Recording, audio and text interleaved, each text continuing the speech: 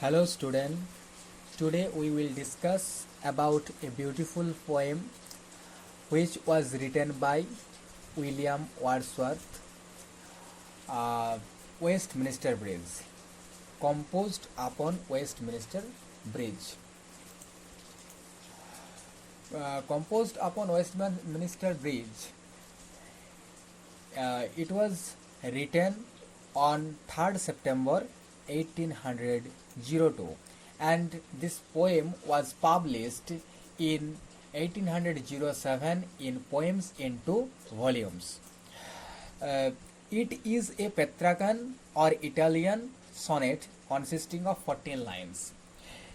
Westminster bridge যে কবিতাটি, এই কবিতাটি 1802 সালের 3rd সেপ্টেম্বর লেখা হয় এবং 1807 সালে পোয়েমস ইন টু ভলিউমসে পাবলিশ করা হয়। এটি একটি পেত্রাকান অর ইটালিয়ান সোনেট। সোনেট কি? সোনেট হচ্ছে 14 লাইনের কবিতা, যাকে সোনেট বলা হয়। সোনেট দু ধরনের সোনেট হয়, একটা হচ্ছে পেত্রাকান সোনেট, মেনলি দু ধরনের হয়। একটা হচ্ছে পেত্রাকান সোনেট অর ইটালিয়ান সোনেট, আর একটা হচ্ছে Shakespearean sonnet or English sonnet. তো যে কবিতাটি উইলিয়াম ওয়ার্ডসওয়ার্থ লিখেছেন, এই কবিতাটি হলো একটা পেত্রাকান অর ইটালিয়ান সোনেট। এটা তো 14 লাইন রয়েছে, আর যে 14 লাইনের মধ্যে 8 লাইন রয়েছে যাকে বলা হয় অক্টেভ, আর নিচে রয়েছে 7 লাইন যেটা হচ্ছে সেস্টেট। তো এই কবিতাটির বিষয়বস্তু হচ্ছে যে এই কবিতাটি যখন লেখা হয় তখন Wordsworth wrote it while crossing Westminster Bridge in London early in the morning. সকালবেলায় ওয়ার্ডসওয়ার্থ লন্ডন শহরের ওয়েস্টমিনস্টার ব্রিজের উপর দিয়ে তার বোন ডরথির সাথে হেঁটে যাচ্ছিলেন। তখন তিনি যে লন্ডন শহরের সকালবেলাকার যে ভিউ দেখেছিলেন, যে সুন্দর দৃশ্য দেখেছিলেন, লন্ডনস বিউটি অ্যাট ডন, ভোরবেলায়, সেই তারই নিয়ে এই কবিতা লেখা।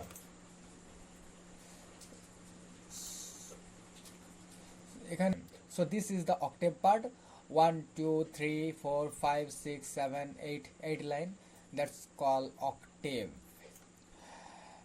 তো কবিতাতে রয়েছে কি না,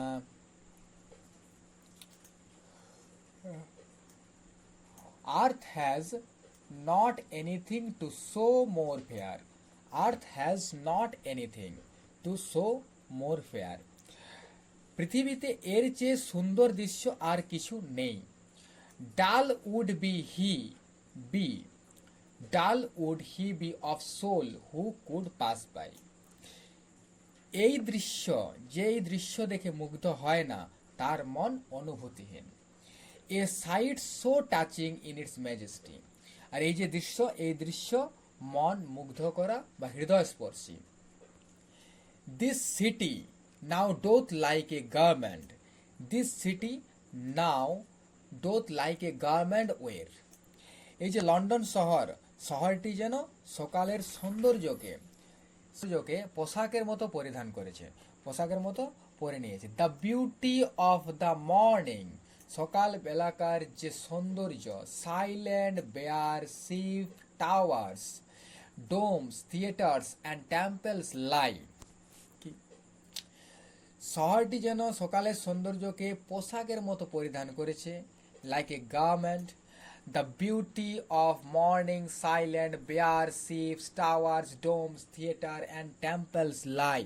শহরটি নীরব ও কোলাহল মুক্ত, জাহাজ, টাওয়ার, গম্বুজ, থিয়েটার ও মন্দির দেখা যাচ্ছে। Open unto the field and to the sky, সব কিছু প্রকৃতি ও আকাশের দিকে উন্মুক্ত। All bright and glittering in the smokeless air, ধোঁয়াহীন সকালের বাতাসে শহরটি ঝলমল করছে। এটা ছিল কি অক্টেভ পার্ট। Octave part. এবারে হচ্ছে সেস্টেট পার্ট। এই যে 6 লাইন, এটাকে বলা হয় সেস্টেট। সেস্টেট পার্টে কি লেখা আছে যে never did sun more beautifully steep, সূর্য কখনো এত সুন্দরভাবে আলো ছড়ায়নি। Steep means spread.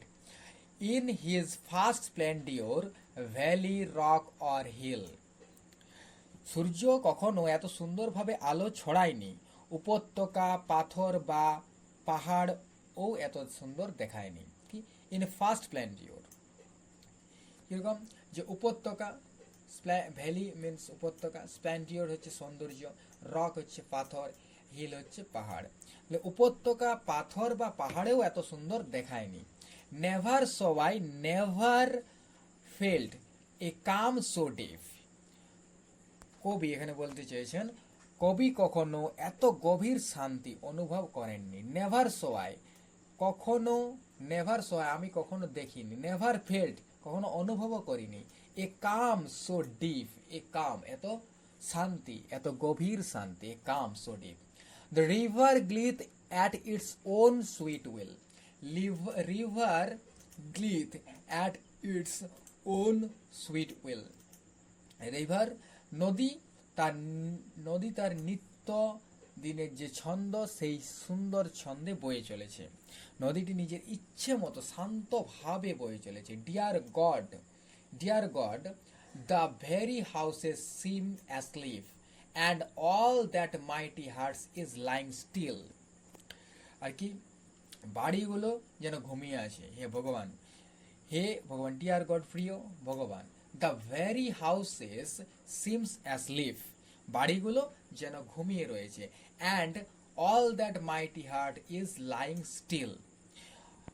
আর বিশাল লন্ডন শহরটি, mighty hearts here, mighty hearts refers to the city of London.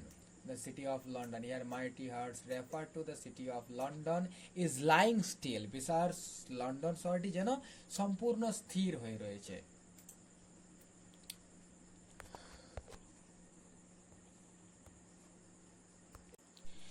Now we discuss about figure of speech, which is very important for each student.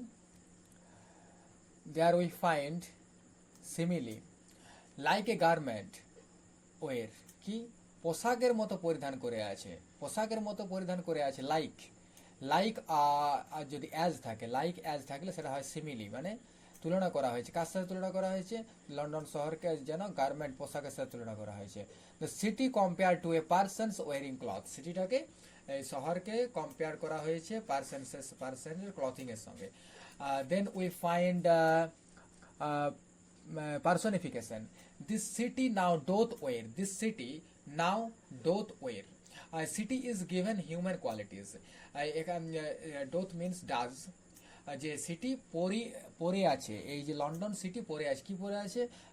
যে পোশাক পরে আছে, তো পোশাক তো সিটিতে পরতে পারে না, তার জন্য কি এটা হচ্ছে একটা পার্সনিফিকেশন দেওয়া আছে, হিউম্যান কোয়ালিটিস দেখানো হয়েছে, তার জন্য এটা একটা personification. The river glideth at his own sweet will, this also personification. River acts like a human. The houses seem asleep, বাড়িগুলো ঘুমোচ্ছে, this is also the example of personification. Houses are given human qualities.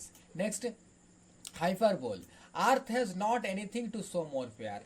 Exaggeration to emphasize beauty, সৌন্দর্যকে বেশি পরিমাণে দেখানোর জন্য বাড়িয়ে বলাকে বলা hyperbole, বাড়িয়ে বলা হয়েছে যে আর্থ has not anything to show more fair, পৃথিবীতে এর থেকে আর সুন্দর বেশি কিছু জিনিস নেই, এর থেকে সুন্দর আর কিছু নেই, তো বাড়িয়ে বলা হয়েছে, সেটাকে বলা হাইপারবোল। মেটাফর কি, অল দ্যাট মাইটি হার্ট, এক বিশাল হৃদয়, লন্ডন শহরকে এখানে মাইটি হার্টের সাথে তুলনা করা হয়েছে। So this is the example of metaphor. Imagery এখানে ব্যবহার করা হয়েছে, ship, tower, domes, theatre, temples creates vivid visual picture, একটা ভিভিড ভিজুয়াল পিকচার আর দেখানো হয়েছে শিপস, টাওয়ার, ডোমস, থিয়েটার্স এইসব এক্সাম্পল ব্যবহার করে, তাই এটা হচ্ছে একটা ইমেজারি। এলিটারেশন কি? এলিটারেশন হচ্ছে silent, bare, repetition of consonant sound, silent and bear, a repetition of consonant sound. So this is the example of alliteration. Now thank you, see you again in the next video.